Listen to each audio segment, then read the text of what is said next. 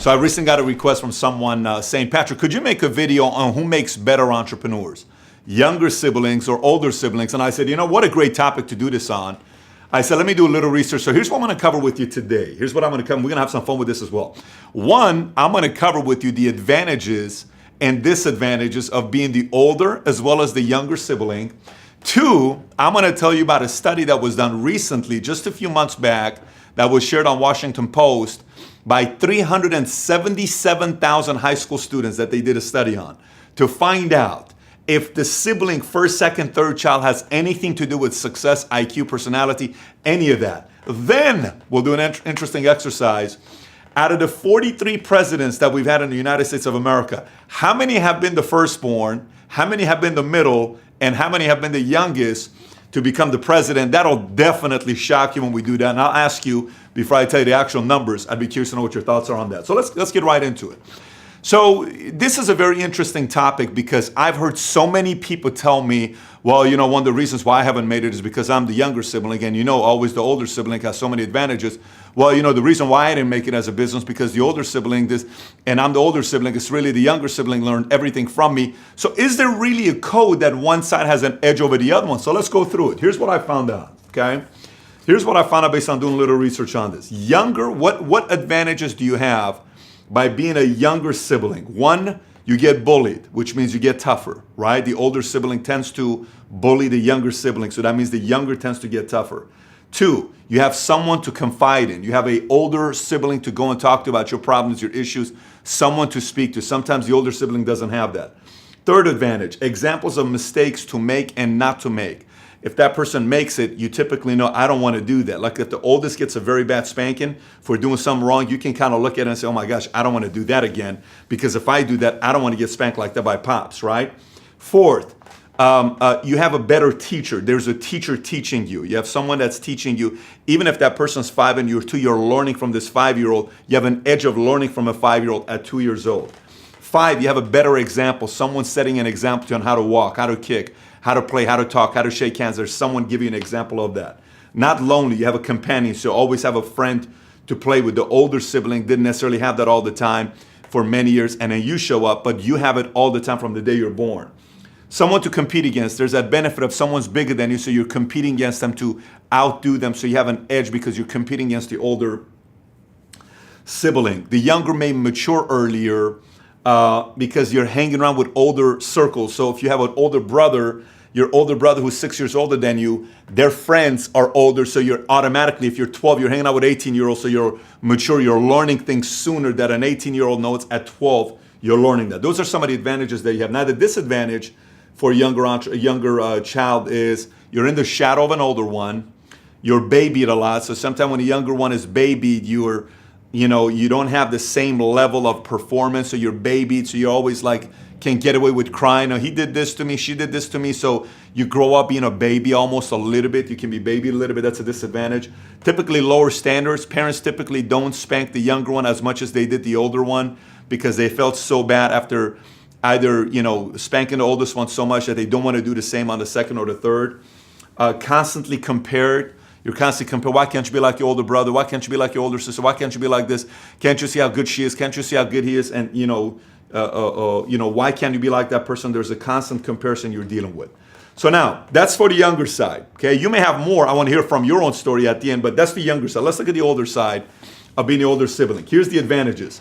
You have an experience in teaching, so you're constantly teaching. So from a young age, you learn how to teach. No, don't do this. Here's how you do this. Here's how you do that. Grab the fork like this. You constantly become an automatic teacher from being older. You're experienced in discipline because you learn certain disciplines because you're raised at a higher standard by your parents. You learn about discipline. Again, next point is raised in a higher standard environment. Parents typically, when they have their firstborn, they don't want to do anything wrong, so they typically discipline a lot more. And the second one, they are not as serious. And the third one, it gets looser and looser and looser. So the discipline goes lower, standard goes lower, while it's a lot higher with the first one, right? 4, parents demand more of you. As an older sibling, they demand more of you, and some respond well to it, some don't. But generally, when you're demanded and expected more, most people tend to rise up to it. Not on all occasions, but you have higher demand from your parents. 5th, more responsibilities given to you earlier, so you learn about responsibility. You learn how to babysit, maybe changing diapers, certain ages, depending on how much the age difference is. You have to look out for them, who they're dating, the boyfriend in high school, looking after your sister, looking after your brother. You're given more responsibilities on things to do. Stricter rules when you're older, which means you're going again by higher guidelines. Expectation a lot higher. Mentally, you look at yourself as a leader. You look at yourself as a leader because you're leading somebody. You're constantly leading that person, so you mentally believe you're a leader. You'll generally see in the siblings, depending on the position, not in all cases, but in most cases, there'll be a leader there because mentally they saw that as a leader. And you become a better communicator because you need to learn how to communicate. You need to learn how to challenge, how to push. You'll learn communication because you're teaching somebody that's younger than you, so you learn how to communicate much better. These are advantages. Disadvantages: if you do something wrong and your younger brother or sibling does something wrong, it was all your fault. See what happened? Because you did this, now he's doing this. It's all your fault. He learned that from you. She learned that from you. It's all your fault. You ever heard that before? That's sometimes what the older sibling will hear. Constantly being compared. So comparison is the same. If the younger does better, you're going to be compared to them as well. Just like if the older does better, comparison is a disadvantage for both sides. Pressure to perform. Example, since you're the first, you have to set the example for your sibling. You need to perform better. You need to get better grades. You need to do this. You need to do that. That's a lot of pressure. And expect to be the first on a lot of things. You got to go to college because if you don't, they're not going to follow you. You got to be the first on family to do this. You got to be in the first family to do that. So all of that stuff, can be a disadvantage at times mentally and emotionally. Now, is that a good thing or a bad thing? Right? Is there real lineage to see if it makes a better leader to be the oldest, middle, younger? What is it? Who makes a better leader, right? So scientists who did a study on this, and you can we'll put the link on the bottom in the description so you can go look at the study. It's a very, very fascinating study. You can buy the study that was done by this organization. Extremely fascinating study when you go through it. Published in the Journal of Research and Personality. These are scientists who did this study. So let me tell you, it's the biggest study done of 377 high school students analyzing their traits, okay? Analyzing their traits. And this is what they came up with by the time they were done. Scientists have discovered whether being a first, second, or third child makes a difference, okay? Washington Post, we can put the image up here, Ilya, so they can see the cover at the top. In terms of personality traits and how you rate them, a 0.02 correlation doesn't get you anything of note. University of Illinois psychology professor Brent Roberts, the study lead author, said in a statement, you are not going to be able to see it with the naked eye. You're not going to be able to tell the two apart sitting right next to each other and see the differences between them. It's not noticeably by anybody. The message of this study is that the birth order probably should not influence your parenting because it's not meaningfully related to your kid's personality or IQ. What they're trying to say is it means nothing to be the first, the middle, the last, the youngest. It means nothing to be the first, the middle, or the last. Nothing. On 377 students. And I know a lot of times we want to find an alibi to say why we made it or why we didn't make it based on, well, it's the younger that's better, it's the older that's better, it's the middle that's better. It's not anything to be shown. And this is on 377,000 kids that we're looking at. I think an entrepreneur is a choice you make. So I said, let me go and find out, if you think about leaders, because entrepreneurism is really being a leader. It's another vote of being a president.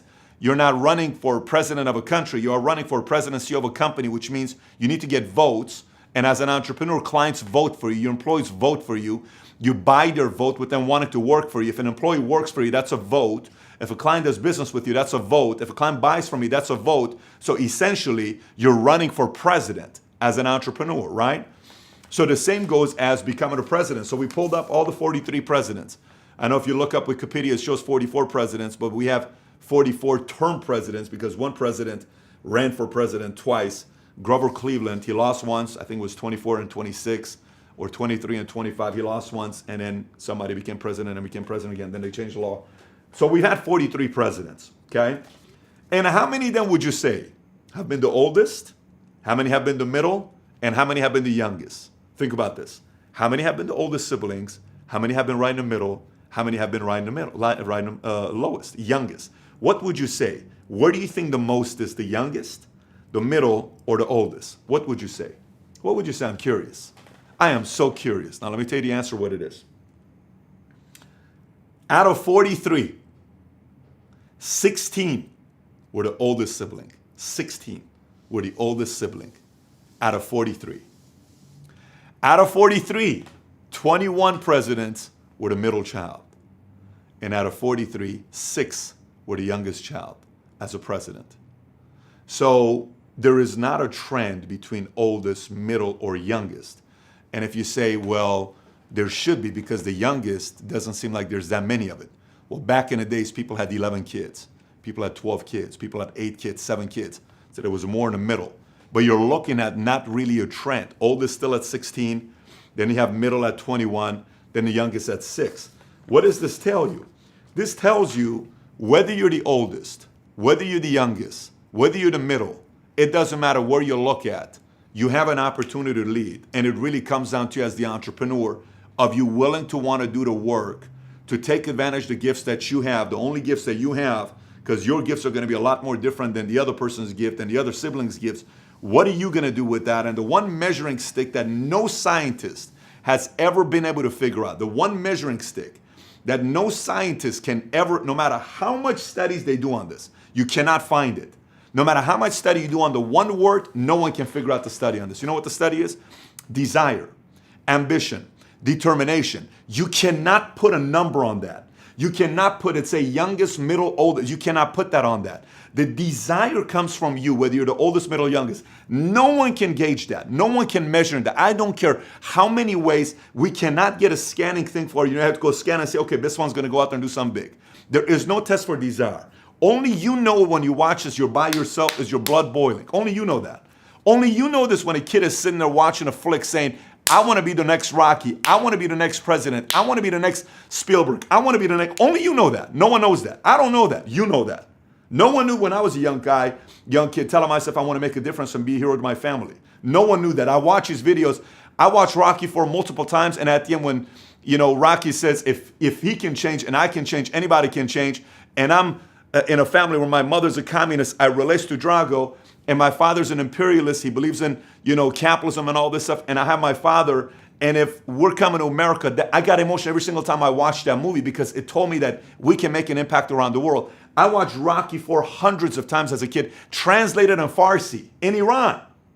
And it changed the way I viewed the world. I wanted to be a hero for my family. My blood would boil watching that movie. My blood would boil watching that movie. And so you can't tell the difference on that.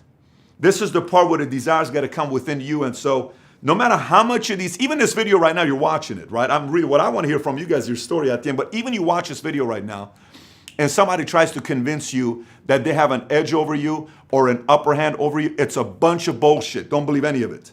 Do not believe any of it.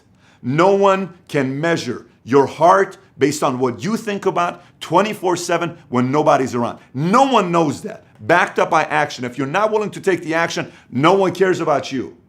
No one does. History books, business books, movies, theater does not care if you don't want to take action. No one cares if you get emotional, but you don't get up and do something about it. No one cares if you have to get 8 to 9 hours of sleep every single night because that's the way you justifying yourself. You need more rest because your blood type is the type that you need 8 to 9 hours. No one cares about that kind of nonsense. If your blood is boiling and you want to do something about it, you're going to go get it done. So that's the study for you. These are the comparisons we made. We may be absolutely wrong. We may be completely off. 377 high school students that were studied by these scientists. I highly recommend you watching this study. 43 different presidents that tells us we've had presidents that are the oldest, the middle, the youngest. We talk about the advantages and disadvantages. What I want to hear from you is this. I want to hear from you your story, okay? Are you the oldest? Are you the middle? Are you the youngest? Are you from a big family? Tell the story on the bottom. I'm really curious to hear some of the testimonies on how this story relates to you, on the way you were raised with an older brother, an older sister, a middle. You were the oldest. How was it leading? I want to know because I'm sure we're going to have a lot of different stories to hear from your end with your testimonies. That's what I'm looking forward to hearing from on the comment. So make sure you comment on the bottom with your stories. And if you haven't yet subscribed to this channel, please do so to subscribe over here. And if you're watching this video somewhere else that someone took off our website and put it on their website, you can always go to my website, patrickbetdavid.com, and you can go on this link. Let's put that ring sound, Ilya. There we go. I like that. You can go to this website, patrickbetdavid.com, and see other articles and videos that we have there as well. Thanks for watching, and be sure to subscribe to the channel. Take care. I must break you. If I can change, Я думаю, что каждый тоже изменился and сегодня. you can change. Вы можете измениться. Everybody can change. Каждый может измениться.